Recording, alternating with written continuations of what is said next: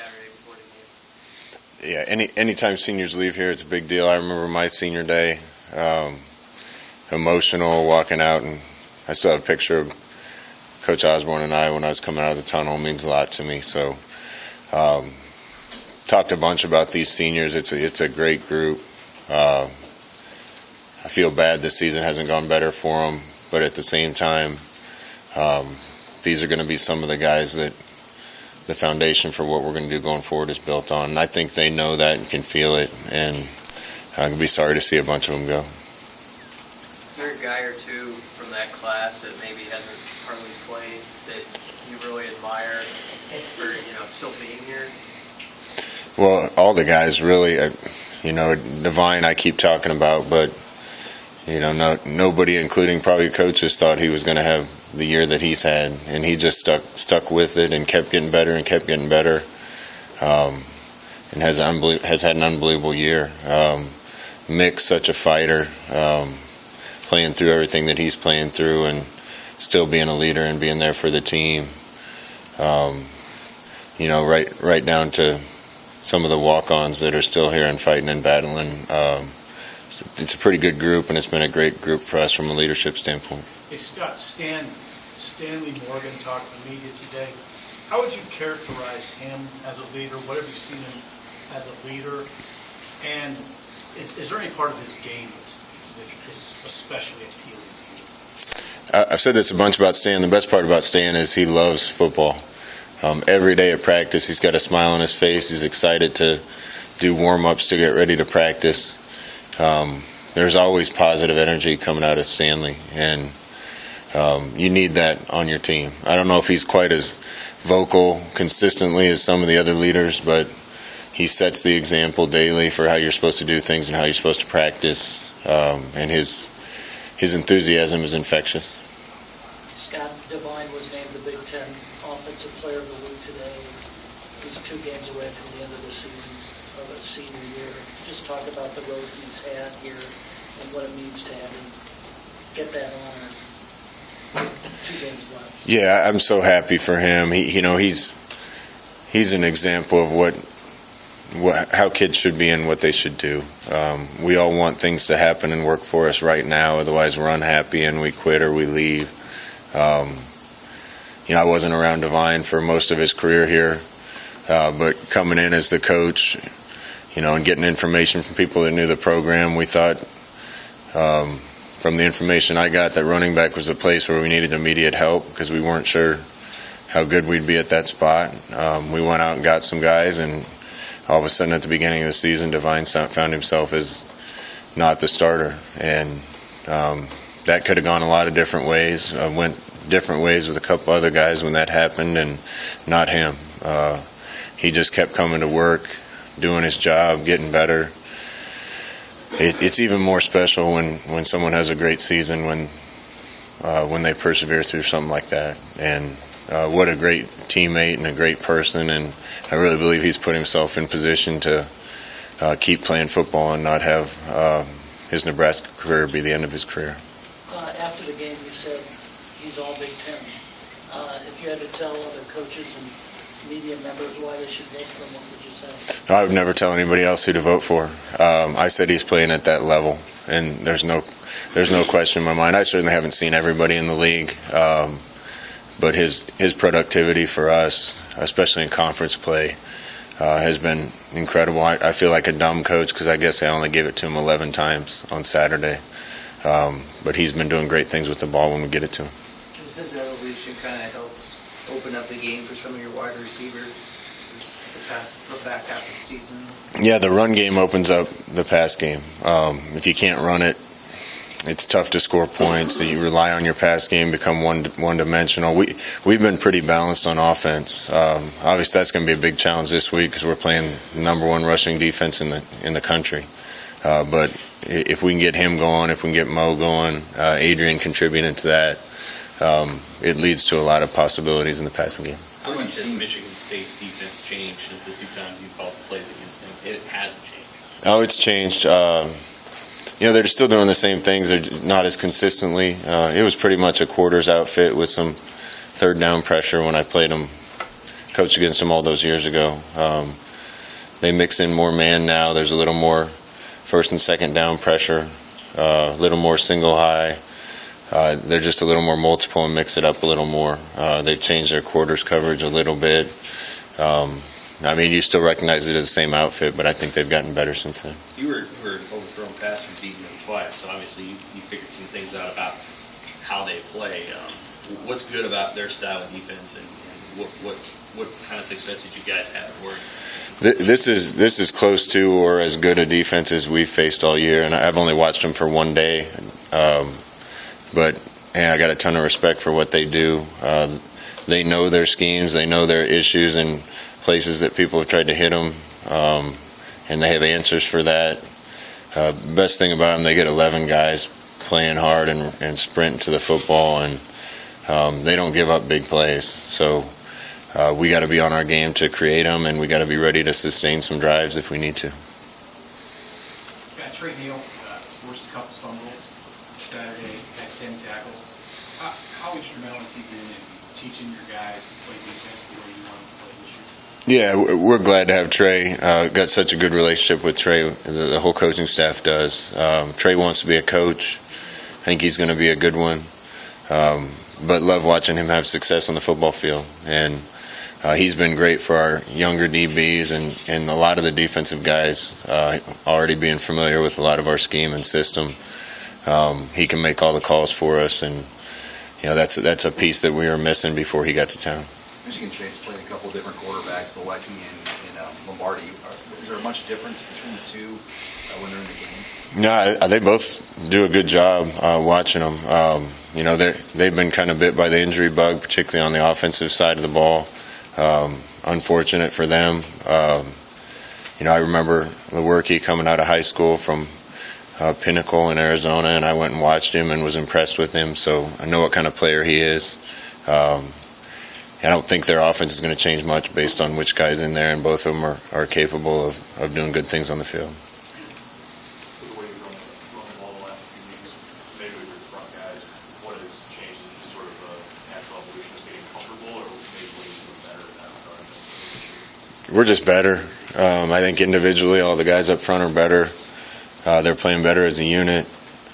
We're blocking a little better on the perimeter. The backs are better. Guys understand the schemes and what we're trying to get done at a higher level now. So it's all just kind of coming together. I think offensively it's been for sure a steady progression and improvement all year long, and we got our work cut out for us this week to make it look like that again, because we're playing really good defense. I suppose this would be true of the whole team, but specifically the seniors. What character have you seen revealed in them through a rough start to the year and then the perseverance they've shown over the last half? I think it says a lot about the job that the assistant coaches have done. It says a lot about the character of the guys on this team right now. It's hard to have a season start the way we had it start and not lose the team, lose hope, lose enthusiasm. You don't see a team very often that starts off with that many bad blows being delivered to you and keep improving. And a lot of that has to do with these seniors that are leaving and the leadership that they've given, fixing a lot of the problems on the team even through those hard things, changing the expectations even through some of those hard things. And I'm proud of the fact that this group has continued to improve despite some really rough times. It says a lot about your character when you face adversity like that and make the decision to keep fighting, keep swinging, and get better. Scott, it looks like your team still has quite a bit of bounce, not really affected badly by injuries. What do you attribute to that? We've had some unfortunate ones, but those are ones going to happen. You can't control an ACL here or there. Those things are going to happen in football. But just talking to Mark Meyer, who's done a great job and deserves a lot of credit for that. We haven't had anywhere near the number of injuries that they've had in the recent past. Most of the credit goes to Mark and to Zach Duvall. When you're not as big and strong as you can be, or as big as strong as other teams, you get beat up and you get hurt. And we we gained a lot of ground in that area with Zach working with guys for a year, and we've stayed healthier than most teams, and I think most of that has to do with strength and conditioning staff. You made a change last week on kickoffs. Will it be Barrett Pickering again this week, and why did you guys make that change there last week? Yeah, it'll be Barrett this week, and probably going forward. We just want the ball to go where it's supposed to go. It's got to be a score of the last 6 times you started with the ball to start a game. Is that the longest streak you remember calling plays, or is that I don't remember? I have no idea. But it's sure nice to start the game off with a lead. It's nice to start off offensively with success. And the first half last week, other than the last drive, was kind of a thing of beauty on offense. Those guys executed everything we asked them to. And that's a sign that the offense is figuring itself out and coming of age a little bit. That's going to be hard to do this week. Watching tape, I see people punting 9 straight times against this outfit. If we can score on our first drive this week, I'll be really happy. With all the forced fumbles you guys have caused the last couple of weeks, are there certain things maybe the layman would spot that you see and why that's happening for you guys? No, we're just ball aware now. You can preach it until you're blue in the face, but you have to have it in the back of your mind when you come in and you're the first or second guy coming into a tackle to not just clean up the tackle, but try to get a hand on a ball. And that mentality's got to be ever present to keep getting balls out. We're starting to get more guys with their eyes on the ball in zone coverage. They're rallying to balls better, so we're getting more hats there. Guys are aware of where a guy's holding it. Second guys in are taking slaps at it, and that's how this thing is going to be successful. If our offense can keep improving, we don't have to stop somebody every time we're out there. But if you can get 1 or 2 big breaks, big turnovers, and the offense can capitalize on those, you can separate in a game. And that worked out well for us on Saturday. Not a bowl game. How big are these next 2 weeks just to kind of build for the momentum that you want for the program? I think everybody can feel the momentum.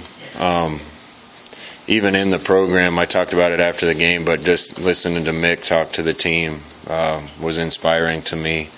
And he made it clear where he thought everything was going, and how much better it's getting, how much better it's going to get. I said at the beginning of the season we wanted to get better day by day, and I think we've done that. I wish it would have led to better results this year, but those results are going to come. And just like I wasn't going to measure the success of this season based on win-loss record, I won't measure the end of the season based on the last 2. We're going to fight our tails off and try to win them against a couple good teams. But I think everybody in the building, everybody in this program can see where it's going, and that in itself has been a success. Were you hoping for a 2:30 start to kind of help with the recruiting weekend, and how tough is it when you get many 11 a.m.s in a row to try to get recruits to come in from far away? Yeah, well, we win more games, we'll be better in better time slots, right?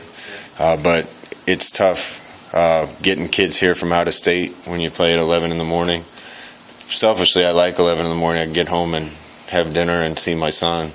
But from a recruiting standpoint, we're going to be able to get most of the guys in this week. There's a couple, I think, that'll probably show up after the game started. How active do you want to be in the next month in recruiting junior college players, and how you signed a lot last year? It looks like you guys are pursuing a lot. How important is it to try to land some of those guys, and how active do you want to be? I think long term, hopefully we have the thing built from the ground up the right way, that there's probably only 1 or 2 spots that we're going to need immediate help.